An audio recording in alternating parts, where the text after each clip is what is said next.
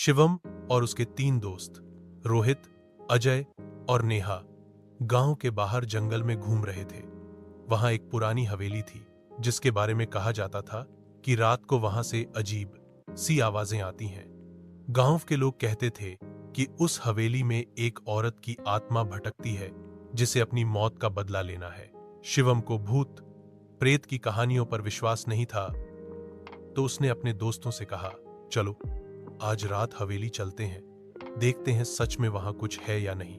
रात के 12 बजे चारों टॉर्च लेकर हवेली पहुंचे। दरवाजा अपने आप चीं चीं की आवाज के साथ खुल गया। अंदर मकड़ी के जाले, टूटी हुई खिड़कियां और दीवारों पर पुराने खून जैसे दाग थे। अचानक हवेली के भीतर से एक औरत के रोने की आवाज आई। हम्मम, क्यों क्यों मारा मुझे? नेहा डरकर बोली। यह अच्छा मजाक नहीं है शिवम। लेकिन शिवम बोला, मैंने कुछ नहीं किया, चलो देखते हैं। वे सब हवेली के पीछे वाले कमरे में पहुंचे।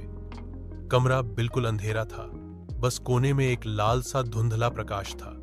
टॉर्च की रोशनी में उन्होंने देखा कि वहां एक पुरानी फोटो फ्रेम रखी है जिसमें एक औरत की तस्वीर थी और उसके गले पर चोट के निशान। अचानक दरवाजा जोर से बंद हो गया, टॉर्च बुझ गई और अंधेरे में बस वो रोने की आवाज और तेज हो गई।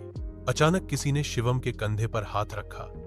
उसने मुड़कर देखा, एक पीली चेहरा, बिना आंखों के, खून से लथपथ औरत खड़ी थी।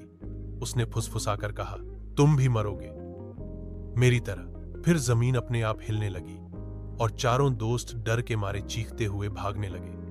जब उन्होंने बाहर निकलकर पीछे मुड़कर देखा, हवेली गायब थी। जंगल में सिर्फ चारों की टॉर्च जमीन पर पड़ी थी और उनमें से एक टॉर्च पर खून के